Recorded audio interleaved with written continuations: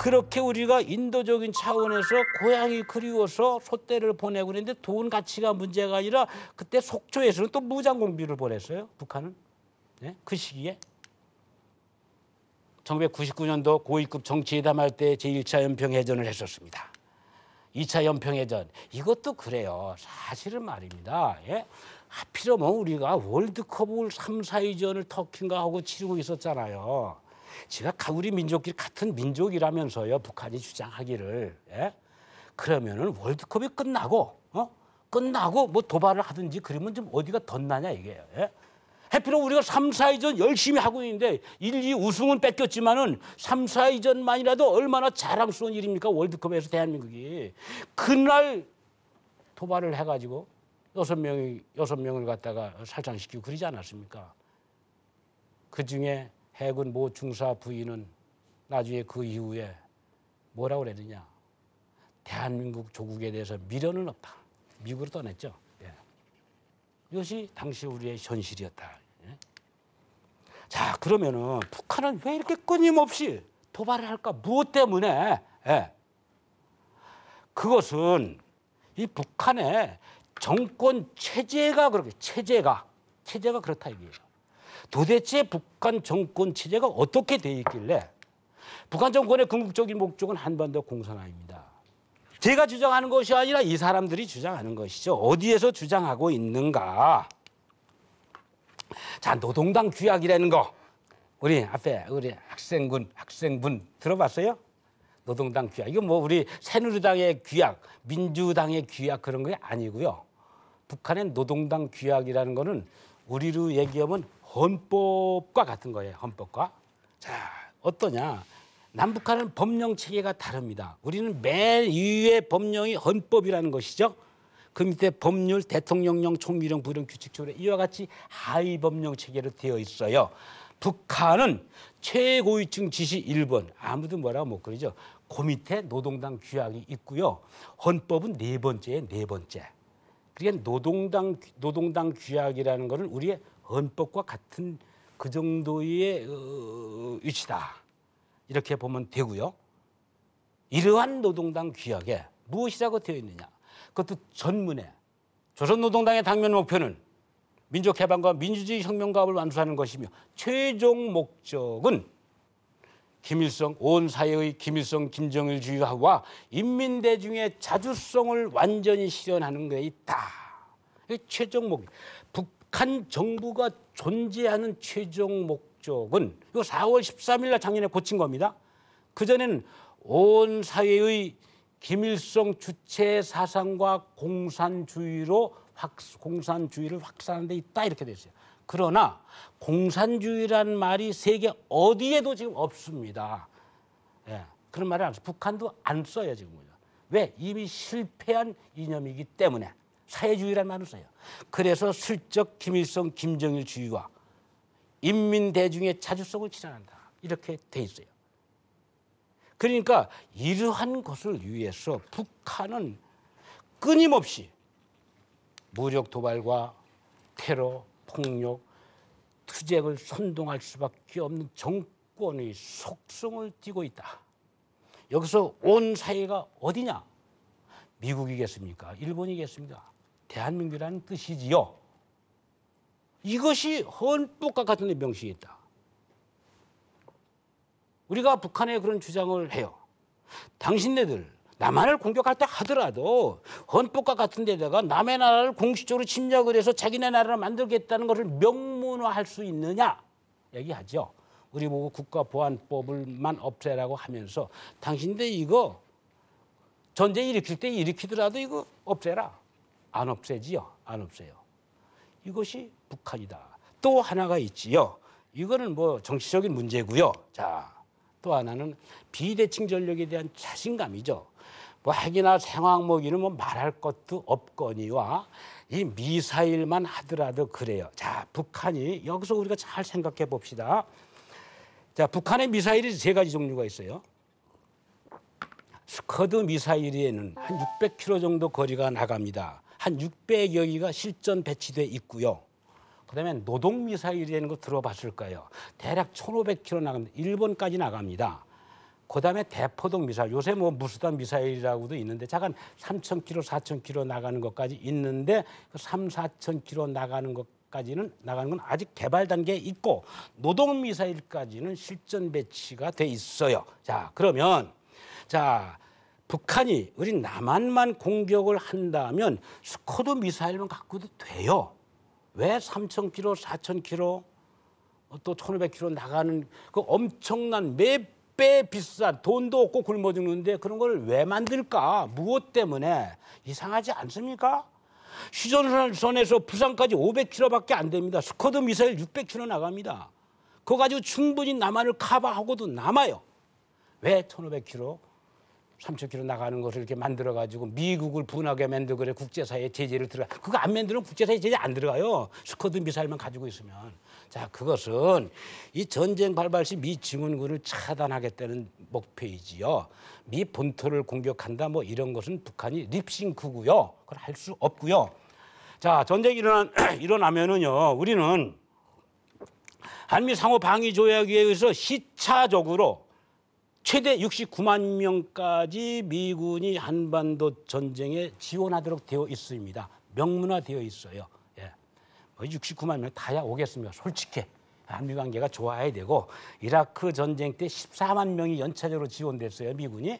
대략 한 10만 명, 우리 미국 관계가 좋아서 10만 명 정도 남북한 전쟁 났을 때 미군이 지원해 온다고 가정을 해봅시다.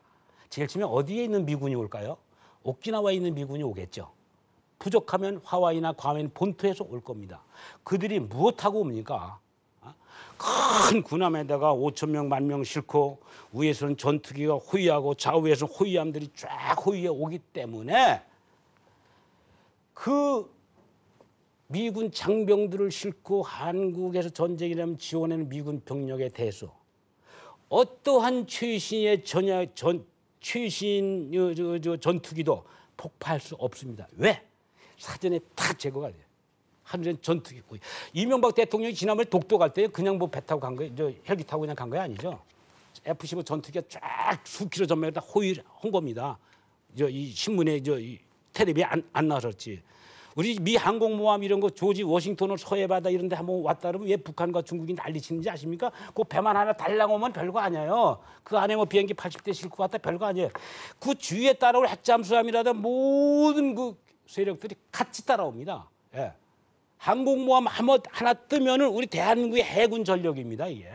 그게 떠다니는 해군 전력이에요. 그거는. 그 동해바다에 한번 뜨면은 북한 전체 해군 전력도 못 당합니다. 왜? 수십 척의 호위함과 전투기가 호위함에서 오기 때문에.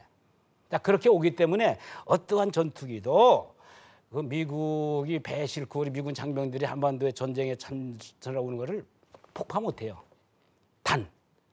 뭐가? 미사일. 미사일도요, 두 가지가 있어요. 순항 미사일, 탄도 미사일. 순항 미사일은 그건 비행기처럼 이렇게 가는 거죠. 자기가 컴퓨터 장치가 돼서 뽕 쏘면은 이렇게 날아가는 겁니다. 근데 느려요. 느려가지고 인공위성이 다 봐가지고 중간에 다 폭파가 가능해요.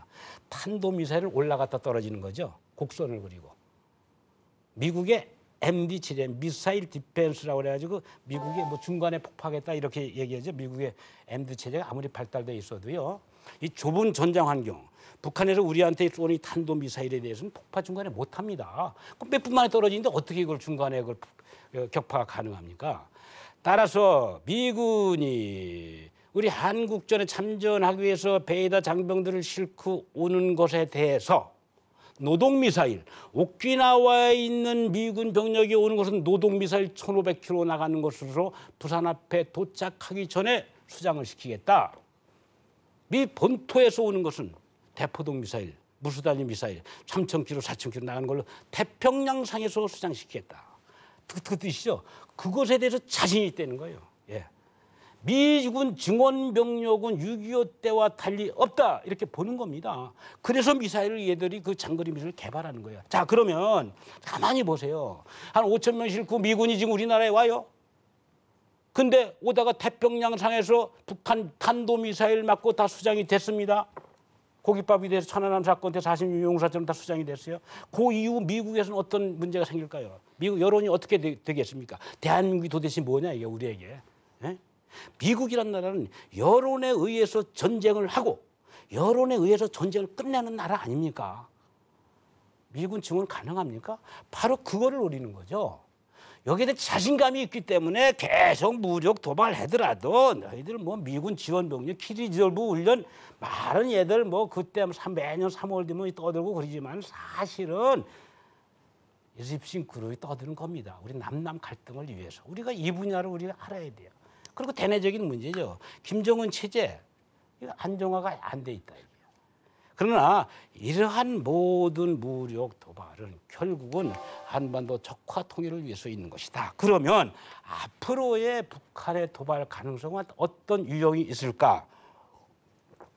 물론 전면전을 가상한 북한의 엄청난 무력 도발도 있을 것입니다. 그러나 연평도 사건 이후에 북한의 도발은 원점이었고 비실체적인 도발이 있을 뿐이다. 지금 6개월 동안 북한이 대남 협박을 하면서 무력 도발을 하겠다. 제2의 조선전쟁 그리고 한라산의 인공기를 꽂겠다. 매일같이 하루가 멀다 하고 공갈 협박을 해왔으나 실체적 도발 손상은 없어요. 왜? 이제는 우리도 못 참겠다. 그래요. 특히 연평도 사건 때문에 얼마나 우리 국민들이 들끓었습니까? 예. 10배까지 보복해라. 10배까지. 원점은 물론이고 지원 세력, 지휘부까지 타격하라. 만약에 연평도와 같은 도발을 한 번 더 한다라면은 아마 평양까지는 우리가 공격을 못하더라도 그 뒤에 있는 4군단 사령부, 스리스타가 지휘한 4군단 사령부까지는 우리가 폭격을 할 수가 있습니다. 이거는 분명히 김관진 국방부 장관도 지난번 국회에서 국민에게 전투기로 폭격하겠다 말을 했습니다. 그래서 북한은 겁나서 이런 실체가 있는 건 못해요. 그래서 예상할 수 있는 것이 바로 사이버 테러라는 사이버 테러, 전자전, 독가스 이런 게요. 이 사이버 테러 지난번에도 났습니다만 그 북한의 소행으로 지금 우리가 다 국정원에서도 긍정적으로 이렇게 검증했습니다. 근데 아니라 그러죠. 근데 이런 실체가 없는 거는요. 참 골치가 아프죠. 예를 들어서 사이버 테러 해킹 들어가면 북한에는 금성중학교 1학년, 금성 제1중학교, 금성 제2중학교에서 컴퓨터 영재들만 뽑아가지고 거기 최고 우수자들을 김일성 종합대학, 김책공과대학의 컴퓨터학과에 보내서 그다음에 중국으로 유학을 보냅니다.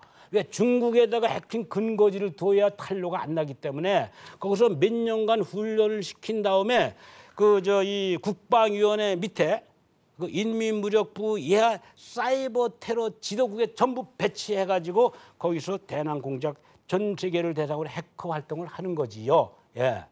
그게 3,000명, 그게 3,000명. 우리는 1,000명도 안 돼요. 그리고 걔네들은 10년 동안 숙련된 사람이에요. 예. 그래 컴퓨터 기술 우리가 발전돼 있죠, 상업용은. 그래 군사용으로는 걔네들이 훨씬 발전됐지요. 자, 예를 들어서 원자력 발전소가 우리 요새 그렇지 않아도 사고 나고 안전에 물 대고 그래서 국민들이 놀라지 않습니까, 저거? 거기 사이버 테러 들어가서 해킹하면요, 방사능 누출됩니다. 예? 한국전력 한번 사이버 테러 들어가 볼까요? 2시간 동안 한국전력 끊어집니다. 어떻게 될까요? 소신에 버스 못 다녀요. 이 전자카드 다닐 때 은행 다 못 해요. 이 카드, 신용카드 아무것도 못 써요. 난리죠, 난리. 예? 그는 연평도에 실체가 있는 무력 도발한 것보다 더 큰 전쟁이에요. 그러나 이거 북한이 네가 그러지 않았냐, 자수해. 자수합니까? 안 하죠. 그럼 우리가 조사해요, 조사. 조사하는데 몇 개월 걸려요, 또. 한 5, 6개월 걸려가지고 북한이 그린 거다 하고 막 성토합니다. 그때는 국민들은 더 까맣게 잊어버려요, 또. 이걸 노리는 거죠. 독가스 테러 같은 거, 신경작용제나 생물학 작용제 조금 소량이요. 조량을 갖다 지하철에다 한번 뿌려봐요. 95년도에 일본의 살인가스, 오음진일교인가 거기서 살인가스를 갖다가 지하철에 해가지고 수백 명이 다치고 그래서 아주 전 세계 난리 났었잖아요. 그걸 해놓고 그리고 도망가고 그리고 우리는 안 그랬다. 잡혔어요. 조사했어요. 난 북한 공작원이다. 실토해라. 그래도 북한의 그 자작극이 남한이 만드는 자작극이다. 김현희 칼기 사건도 본인이 증명을 하고 다 조사를 해서 있는데도 아직도 남한이 이끌어낸 자작극이라고 그러지 않습니까? 어? 우리 장관들이 그 저 83년도에 랭군 범하에 가서 17명이나 죽었는데요. 어? 바로 이런 거야. 이것이 과연 우리가 전쟁이 끝난 것인가? 확실히 봐야 돼요. 확실히. 전면전이 일어나야만이 전쟁이 아니고 끊이지 않는 전쟁이 지금 계속 일어나고 있다는 것을 우리 국민들이 알아야 될 것이다. 어? 자, 과연 전쟁 그 승패는 누구에 있는가? 현재 남북한 전력만 보면 우리가 열세합니다. 양쪽으로 재래식 무기도 그래요. 그런데 기술적으로 첨단 전력은 우리가 또 그 강한 걸로 되어 있어요. 이 전력이라는 것은 북한에 지금 전면전이 나게 되면 무엇이 무서우냐면요, 탱크 같은 거, 전투기 이런 건 아무 겁이 안 나요. 왜냐하면은 북한의 전차 같은 것은 뭐 최신의 전차가 한 30년 넘은 거고요. 예. 우리는 최고물 전차가 20년 됐어요. 이게 전쟁 나온 북한 전차가 한 6,000대 되고 우리가 한 3,000대 되는데 그 내려와서 작전 못 합니다. 오다가 다 섣버려요. 예. 뭐 전투기도 마찬가지예요. 그런데 북한에 세 가지 문제가 있죠. 하나 방사포래요. 방사포. 예, 엊그저께 KN-5가 동해안에서 시험을 했다고 그래가지고 우리가 정보당국에서 판단하기는 북한이 102mm, 122mm, 240mm 방사포 이렇게 쫙 있어가지고 팍팍팍 터지는 거 여러분들 신문에 봤잖아요. 이제 이렇게 여러 개 달려 그 불을 뿜듯이 나가죠. 우리는 36 로켓가 달린 다련장 로켓포입니다. 우리는 36발이 수분 내에 나가요. 근데 북한은 9발, 12발짜리가 이렇게 돼 있는데 이게 우리는 다련장포라고 하는데 북한은 방사포라고 명명을 해요. 이게 그 재래식 전력 중에 엄청나다 이게. 그것이 북한이 최대 60km밖에 못 나갔었는데 60km면 서울만 불바다시키면 되죠. 근데 문제는 우리가 북한보다 아주 절대적으로 우위에 있는 것이 공군력이거든요. 공군력. 예. 비행기 대수는 직지만 공군력입니다. 더군다나 오산에 있는 7전술 공군까지 하면 6.25 때도 공군력 때문에 북한이 패한 거고 지금도 마찬가지예요. 예. 그런데 이 방사포가 지난번에 KN-5라는 신형 방사포 160km 이상 나가는 것을 개발해서 시험을 했다고 5월 달에 했는데 그것이 사실이라면 160km면요. 휴전선에서 충청도까지 사거리가 돼요. 충청도에 뭐가 있어요? 육해공군 사령부가 있죠. 본부가 있어요. 그리고 우리 그 공군 전투 비행단들이 가깝게는 요 수원, 성남, 원주에 있고요. 또 중추 세력이 중원 비행장, 충주 비행장, 그다음에 최신의 전투기 F-15K 하나에 1,200억 원 하는 거, 이거 세계 최고 전투기, 이건 대구에 있어요. 자, 그러면은 그 신형 방사포 가지고 초전에 이 비행장만 때리니 비행장만. 북한이 먼저 때리. 그거는 뭐 가스 주입해서 인공위성처럼 이 탄도 미사일도 아니고요. 차에 싣고 있다가 그냥 쏘면 되는 거예요. 그냥 쏘면 발견도 못해요. 그럼 치면 맞을 수밖에 없죠 우리가. 자, 비행장이 다 폭파됐어요. 비행장에 구덩이 몇 개만 생겨도 새가 몇 마리 앉아도 비행기 못 뜨는 판에 구덩이 몇 개 생기면 우리 전투기 뜰 수 있어요? 활주로가 없어서 못 떠요. 언제 콘크리트로 다시 해가지고 대매김 작용해서 그것도 다 말릴 때까지 기다립니까? 안 되죠.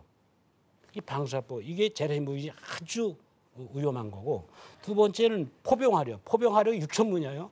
6,000문이 일시에 전쟁 나면 휴전선에 배치하게 되면 25만 발을 쏠. 25만 발. 예. 25만 발이 서울에 한번 포탄이 떨어지면 어떻게 될까요? 예. 아이, 그건 장난이 아니죠. 예? 서울에 교통사고 하나만 나도 서울 시내 지금 뭐 완전히 맥히잖아요. 예. 이 두 가지가 북한의 위협적인 존재다. 그다음에 미사일. 미사일 중에 장거리 미사일 말고 스커드 미사일. 요 600km 나가는 거. 요 200기를 가지고. 요 세 가지가 북한의 재래식 전력이 우리가 못 따라가요. 지금 못 따라가요. 이것을 위해서는 국방비를 더 내야 되는데 그 다 세금 문제가 관련되기 때문에 만만치가 않지 않습니까? 그런데 이 군사력이라는 건 꼭 그러한 그 양적인 것만 따지느냐? 아니죠. 예. 그 군사력이라는 거는 그 나라의 전투를 할 수 있는 인원, 뭐 20대부터 40대까지 인원이 얼마냐, 경제력이 얼마냐, 또 무기의 질과 양, 또 국방비가 얼마나 많이 드느냐, 적게 드느냐, 이런 거에 따라 달라지기 때문에 아마 6.25 때도 그렇게 우리가 열세했는데도 불구하고 3년 동안 전쟁 끌었잖아요. 뭐 미군이 지원해 줬기 때문이기도 하겠지만서도 지금은 뭐 우리가 북한이 아까 말씀드렸다시피 북한의 전력이 100이라고 해서 우리가 80 정도 된다 그랬잖아요. 그리고 20%를 주한미군이 담당해주고 있기 때문에 그렇게 뭐 6.25 대전 당하고만 있지는 않을 겁니다. 더군다나 북한도 취약점이 많지요. 북한의 장비는 전부 노후화가 되어 있어요. 사실 쓸모가 없어요. 탱크라든가 포병 이런 것도. 북한은 자주포가 없어요. 자주포. 궤도로 달리는 게 전부 견인포죠. 끌고 다니는 거예요. 우리는 지금 자주포가 반입니다. 반. 험자단이에요. 험자. 끌고 밀고 넣고 뭐 이렇게 사수부사를 그냥 들고 그냥 쏘는 거예요. 그래서 북한에 비해서 이 장비가 우리가 워낙 그 첨단화돼 있다. 그리고 워낙 북한은 연료가 없지요. 자, 1년간 전체 훈련 중에 북한이 실전 훈련을 하는 거는 10%밖에 안 돼요. 10%. 예. 우리가 지난번에 3월 달에 키 리졸브 훈련을 한다고 해서 김정은이가 대대적으로 동해안에서 육해공군 상륙 함정 훈련을 하겠다가 엄포를 놨어요. 그리고 했어요. 했는데 일개 대대급 훈련밖에 못했어요. 엄포를 놓고 보니까 돈이 너무 많이 들어가요. 너무 많이 들어가요. 예? 전차 10대만 굴려버려 기름이 얼마나 들어가겠습니까? 그 수백 대를 굴려야 되는데 못해요. 연료가 없어서요. 북한은 우리는 현재 전투 예비 유류가 26일치를 가지고 있습니다. 그리고 전쟁 나면 우리 민수 유류를 전부 100% 군용유로 돌리면은 한 두세 달 작전할 수 있어요. 북한은 지금 3일밖에 없어요. 3일. 전투 예비 연료가. 예. 뭐 쌀은 지난번에 뭐 3개월분 뭐 보관돼 있다고 뭐 어느 국회의원이 얘기를 했습니다만 쌀도 3개월 아니고 한 1개월치 보관돼 있어요. 그것마저 지금 몰캡에서 푼다 그러지 않습니까? 전쟁 못해요. 이 물자 전쟁이다. 전투 지원이 아닙니다. 그다음에 북한 그 군대 기강이 해외에 너무 돼 있다. 지금 저 전방에 GOP라는 데 가서 보면요. 보초섬에 담배 피고요. 앉아서 졸고. 뭐 조는 거는 우리도 뭐 병사들이 근무섬에서 좁니다만은 조는 병사들은 부지기수요. 담배 피는 사람 많아요. 대한민국 병사가 근무섬에서 보초에 담배 피는 사람 있습니까? 없어요 지금. 큰일 나요 지금. 그럼 바로 영장감이에요. 그리고 저 DMZ 그거서 이렇게 북한을 쳐다보면요. 그 앞에 농토가 많아요. 우리는 그 DMZ로부터 10km 이남에서만 농사짓지 그 안에 들어가지도 못해요. 민통선이라 알고. 근데 걔네들은 철조망 앞까지 와가지고 농사져요. 군인들이죠, 군인들이. 그 북한은 뭐 10년, 북한의 군대 복무는 10년이고 우리는 2년이다. 그래서 걔들은 굉장히 숙련돼 있다. 특수부대 이런 데는 숙련돼 있겠죠. 보통적인 병사들은요. 10년 동안 복무하면서 농사만 짓다가 제대하기 때문에 별거 아니다. 별거 아니다. 예? 탈영병이 북한의 작년도 김정은 체제에 들어와서 탈영병이 10%라고 나와요. 10%. 자, 일개 중대가 100명이라 가정합시다. 10명이 1년 동안에 탈영하는 거예요. 매달 한 명씩 탈영하는 거예요. 그 부대 지휘 되겠습니까? 예? 우리나라는 일개 대대에서 한 명만 탈영해도 난리 법석을 지르고 삼부합동조사 나가서 대대장은 못 살게 굴고 그리는데 그 매달 한 명씩 중대급에 탈영해요. 그게 군대입니까? 그게 군대가 아니에요. 그래서 우리 국군 장병들이 겁먹을 필요 없다. 겁먹을 필요 없다. 또 체격 보세요. 체격. 자, 대한민국 국군의 평균 키가 172cm입니다. 예. 북한은 162cm입니다. 10cm가 적어요. 10cm가. 대한민국 우리 국군 병사들의 평균 몸무게가 67kg입니다. 67kg. 북한군의 평균 몸무게가 48kg. 12kg 뭐 이렇게 적어요. 예? 그러니까 대학생과 중학생이에요. 우리가 텔레비에 이렇게 보고 언론에 보도면 한 북한 병사들이 시커멓게 하고 뭐 단도지르고 날아다니고 이렇게 하는 사람들 보이죠. 그것은요 특수하게 호의호식하고 하루 세 끼 먹여가면서 열심히 훈련시킨 특수부대 요원들이에요. 근데 특수부대 요원만 전쟁하는 건 아니지 않습니까? 평소에 그렇다 얘기야. 북한군에 AK-47 개인화기가 있어요. 개인들 다 총 있잖아요. 그게 직경이 한 91cm 정도 돼요. 91cm. 166cm 키에 48kg의 몸무게를 가진 북한 병사가 91cm의 소총을 들고 그게 갈 수 있겠어요, 이거? 에? 질질 끌고 다니기도 바빠요. 분대에서 쓰는 분대 기관총은 129cm야. 1m 29cm. 쏘는 게 아니라 질질 그 총 끌고 다니기도 바빠요. 예. 그래서 북한군이 장점만 있는 게 아니라 정치적으로 전략적으로 미사일도 핵무기, 이 비대 핵무기라든가 생화무기 이런 것만 아니라면, 재래식 무기 중에 엄청난 방사포라 이런 것만 아니라면 우리 국민들이 또 우리 국군 장병들이 그렇게 겁먹을 필요는 없다. 문제는 스스로 자신감을 갖는 안보의식이 아니겠느냐 싶어요. 그러나 어떻든 간에 전쟁이 일어난다라면은 그래서 우리가 100% 이깁니다. 승리합니다. 옛날과 다르다. 뭐 북한도 알아요. 그러나 이러한 전쟁이란 승자도 패자도 없는 것이다. 왜? 우리가 남북한 전쟁이 일어날 때 북한을 무력으로 통일해서 이겼습니다.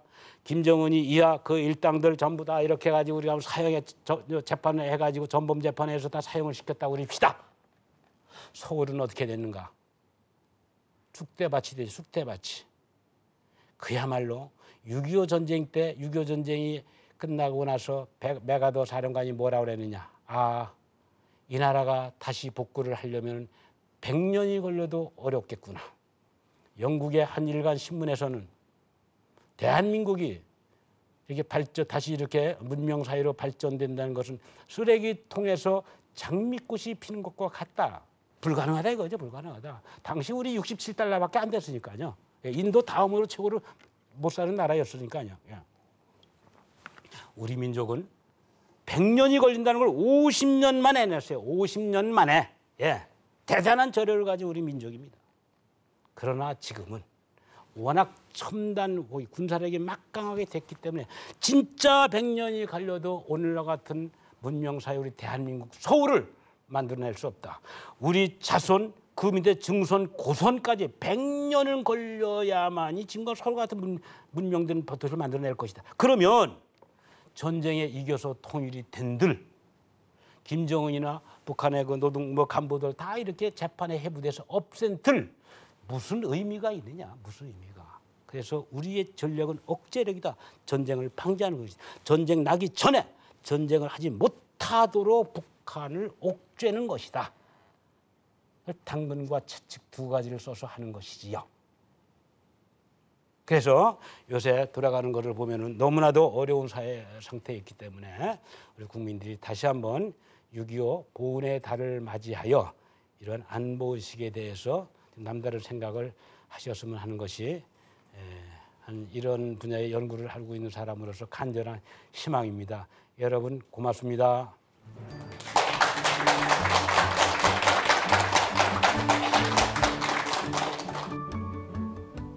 네, 30만 발의 포탄으로 10m나 땅이 꺼졌다는 백마고지 전투. 북한이 한강 이남을 진격하는 것을 막아낸 홍천과 춘천의 치열했던 전투 등 6.25를 경험하지 못한 지금의 세대들에게 그날의 참상을 생생히 전해주셨습니다. 그러나 북한의 도발은 지금도 계속되고 있습니다. 우리는 절대로 우리가 아직도 분단 국가에 살고 있음을 잊어서는 안 되겠다는 생각이 들었는데요. 다시 한번 교수님께 큰 박수 부탁드립니다.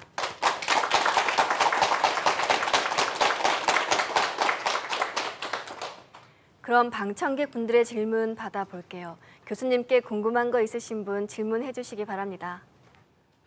네, 아까 교수님 말씀 중에 비대칭 무기에 대해서 이렇게 말씀을 해주셨는데요. 생화학 무기 그리고 핵무기 그리고 땅굴에 대한 문제가 우리에게 얼마나 위험한지에 대해서 조금 더 설명을 해주셨으면 좋겠습니다. 예, 고맙습니다. 굉장히 위험합니다. 만약에 사용을 한다면. 우선 땅굴은 말이에요. 현재 확인된 곳이 4개가 있죠.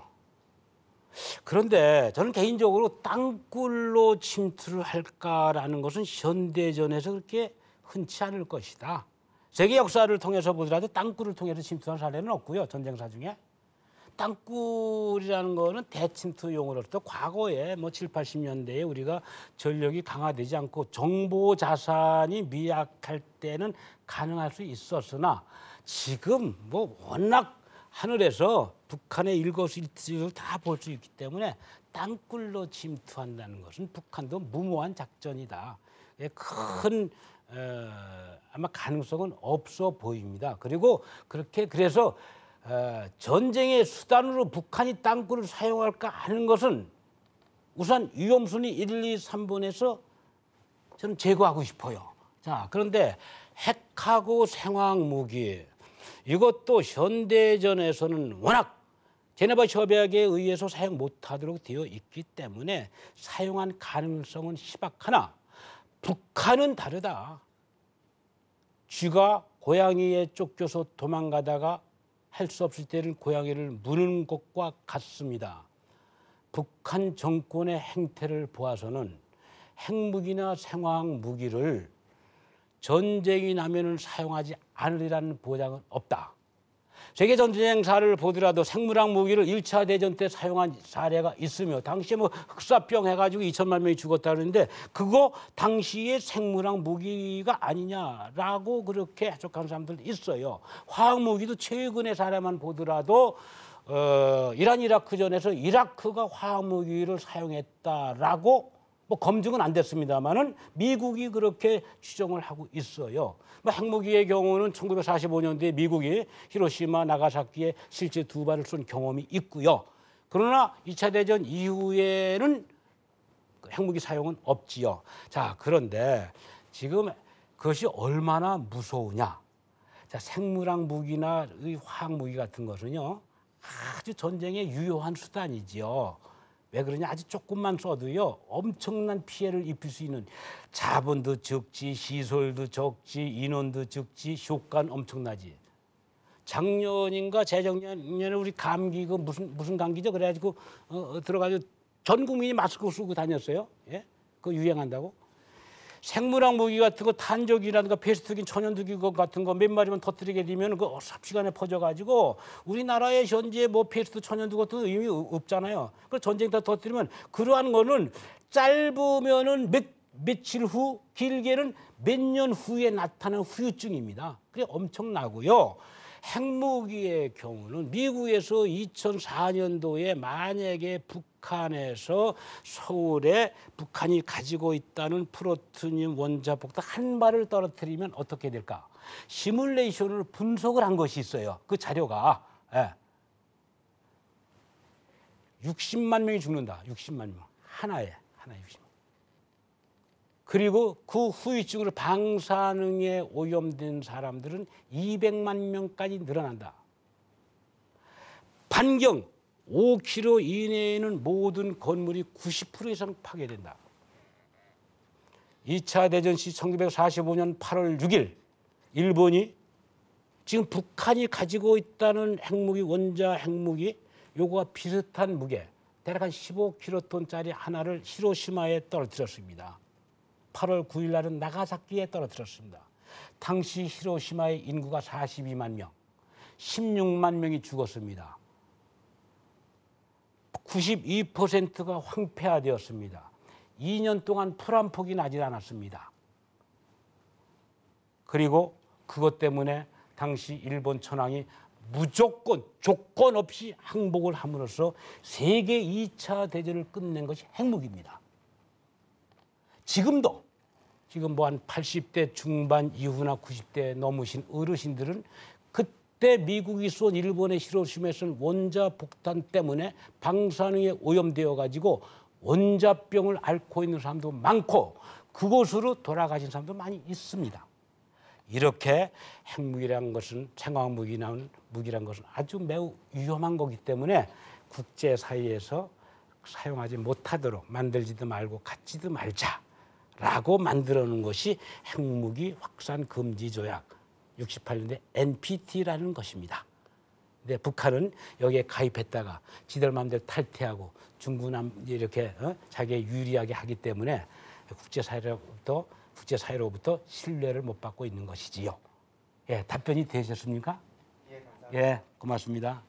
우리가 얼마나 잘 살고 있는지, 대한민국이 얼마나 긴장된 속에서 남북한이 대치되어 있는지, 그리고 일본이나 중국이 얼마나 잘 무서운 나라인지 모른다는 거예요.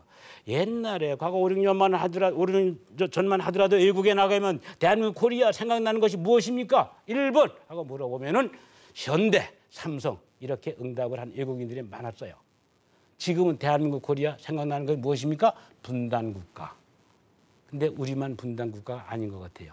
북한이 아무리 저렇게 공갈 협박을 해도 이제 믿지도 않고 라면 사재기가 없어요. 과연 그런 라면 사재기가 없는 것이 우리 국민들의 성숙된 시민의식의 발로인가? 북한에 대해서 군사적으로 자신감이 있기 때문인가? 아니면 늑대와 소년에 나오는 것처럼 양치기 소년처럼 설마 하는 무관심 때문인가? 핵 문제 미국 때문에 가지고 있는 거라면서요. 통일되면 우리 것이 될 수도 있다면서요. 설마 같은 민족인 우리를 위해서 북한이 핵무기를 쏠까 하는 무관심 속에서 오는 것이냐. 둘 중에 하나일 거 아닙니까? 여러분들은 어느 쪽이라고 생각하세요? 야, 이렇게 남북한이 서로 어려운 사이에 있음에도 불구하고 우리의 안보 현장을 한번 돌아다 보면은 아주 고무적인 일입니다. 특히 천안함 연평도 사건 이후에 안전행정부, 지금 안전행정부죠. 작년에 성인 남녀 또 청소년 해가지고 3,000명을 대상으로 설문조사를 한 결과를 보면 천안함 연평도 사건 이후에 나는 안보의식이 매우 과거보다 높아졌습니다 라고 응답한 사람들이 성인들은 8%, 청소년 15%가 높아졌습니다. 과거에 한 5, 6년 전, 7, 8년 전만 하더라도요. 제일의 주적이 누구냐? 미국, 일본, 북한, 일본 3번으로 나왔어요. 허다못해 육군 사관학교에 다닌다 장교가 되겠다는 사람들, 생도들 중에 26%가 미국이 제일의 적이다라고 설문에 응한 적도 있었어요. 연평도 사건 이후에는요. 반대를 뒤집혔어요. 북한이 1번, 일본이 2번, 미국이 3번. 그 격차도 많아졌어요. 그런데 문제는 이 이념적 갈등, 안보의식 이거는 과거 57%, 70% 정도로 더 늘어났어요. 앞뒤가 안 맞아요. 북한의 위협이 과거보다 많이 높아졌습니다. 그래서 나는 안보의식이 높아졌습니다. 그런데 우리끼리 싸웁니다. 한쪽에서는 뭐 주문 좀 되지 말이야. 그거 가지고 전쟁할 거냐. 또 한쪽에서는 그럼 언제까지 포주란 말이냐. 항복할 거냐. 전쟁이냐 항복이냐. 뭐 이런 소리라고 우리끼리 싸우는 이념적 안보적 갈등이 심화됐다. 우리가 아무리 우리가 민주화가 되고 하더라도 정치, 경제, 사회적 갈등은 있을 수 있습니다만은 세계 유일한 분단 국가로서 이 안보적 갈등만큼은 없어야 되고 한 몫을 내야 된다. 그럼 왜 이러한 현상이 나타나는가? 안보 교육이 없다는 거예요. 안보 교육이 솔직히. 성인들의 경우는 3명 중에 1명꼴, 청소년은 3명 중에 2명꼴이 1년간 안보 안자도 들어보지 못하고 살고 있어요.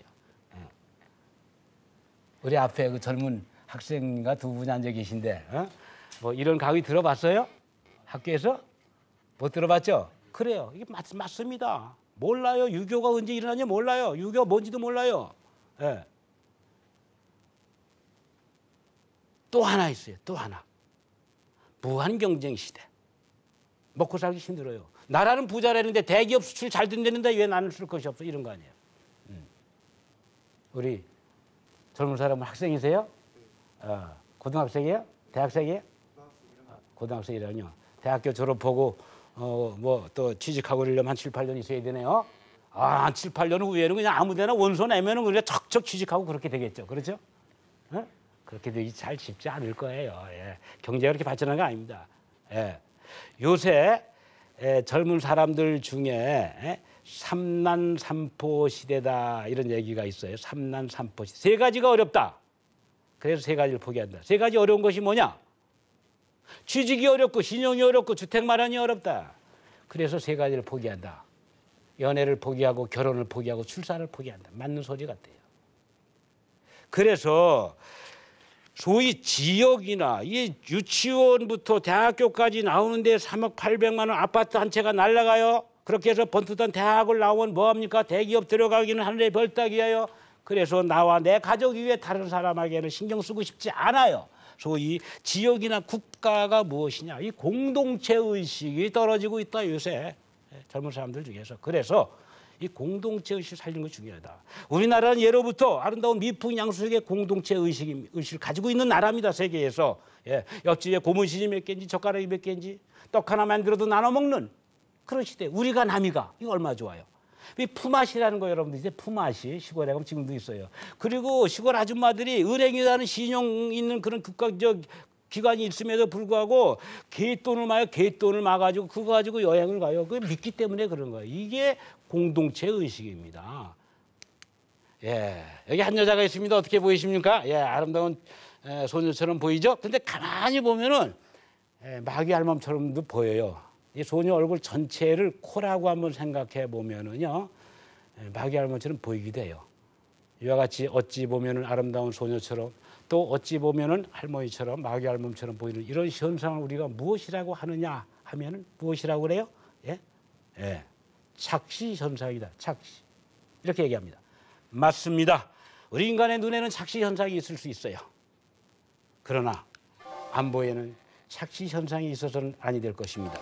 우리는 나라가 튼튼해야 경제가 발전하는 것이며 경제가 발전을 해야 그 속에서 우리 특히 젊은 사람들 나 자신이 성공을 할 수가 있는 것이며 내가 성공을 하는 것이 곧 부모의 효도하는 길이고 우리 가족의 행복 아니겠습니까?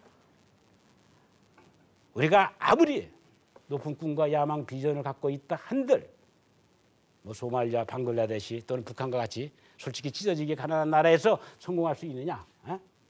성공할 수 있어요? 없죠? 예, 그래요. 내가 성공을 하고 내 가족이 행복하게 산다면 이것은 곧 대한민국이 꿈을 이루는 그러한 나라가 되는 것이 아니겠습니까? 라는 말씀을 드리면서 오늘 두 번째 시간 강의를 마치고자 합니다. 고맙습니다.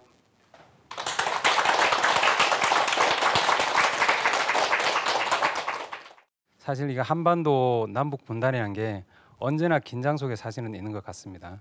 그래서 지난 역사를 이렇게 돌이켜 보면요, 전쟁이라는 것은 준비해서 이루어진 것도 있지만 전혀 예상하지 않는 상황에서 사실 전쟁이 시작되어 가지고 국가끼리 이렇게 비극적인 사실은 전쟁을 한 경우도 있습니다. 그래서 남북한의 이 대치 상황이 전문가들은 전면전이 절대 일어나지 않는다 이렇게 이야기를 합니다. 그래서 이런 측면에서 남북한의 어떤 상황도 충분히 그렇게 가능성이 있지 않나 생각을 이렇게 드는데 교수님께서는 어떻게 생각하시는지 좀 말씀을 듣고 싶습니다. 예, 좋은 질문이십니다. 오늘날 이 무기 체계의 발달 측면에서 볼 때 국가와 국가 간의 전면 전쟁은 너무나 많은 인명 피해를 낼 수가 있어서 흔치 않을 겁니다. 특히 남북한의 경우는 6.25 때보다는 전력이 120%가 증강되어 있습니다. 그래서 아까 강의에서도 말씀을 드렸다시피 남북한 전쟁이 나게 되면 800만 명 정도의 희생이 있을 것이다. 이렇게 자료를 말씀을 드렸는데 서로 전면전은 자제하겠지만은 그러나 지금 선생님께서 질문하신 대로 북한이란 속성은 한반도 적화 통일을 위해서 존재하는 국가다. 그것은 북한이 헌법과 같은 노동당 규약에 분명히 명시되어 있다. 북한이 한반도 적화 통일을 위한 건 두 가지다. 하나는 무력 도발, 또 하나는 우리 스스로 무너지도록 하는 것. 근데 우리 스스로 무너지도록 하는 건 굉장히 어렵다 해서 북한은 무력 도발이 끝까지 버리지 않고 있으며 이는 전면전을 염두에 두고 있는 것이다. 북한이 핵이라든가 또는 생화학무기 이런 엄청난 비대칭 전력을 갖고 있는 것도 언젠가는 있을 전면전을 대비해서 가지고 있는 것이지 국지전 이런 대침투 작전만을 위해서 가지고 있는 것은 아니다라고 볼 때에 남북한의 전면 전쟁은 과거보다 지금 희박해졌다 할 뿐이지 전혀 전면전은 안 일어난다. 이런 거는 있을 수가 없는 것이죠. 그 일어날 가능성이 충분히 있습니다. 선생님 말씀에 전적으로 저도 동감을 드립니다.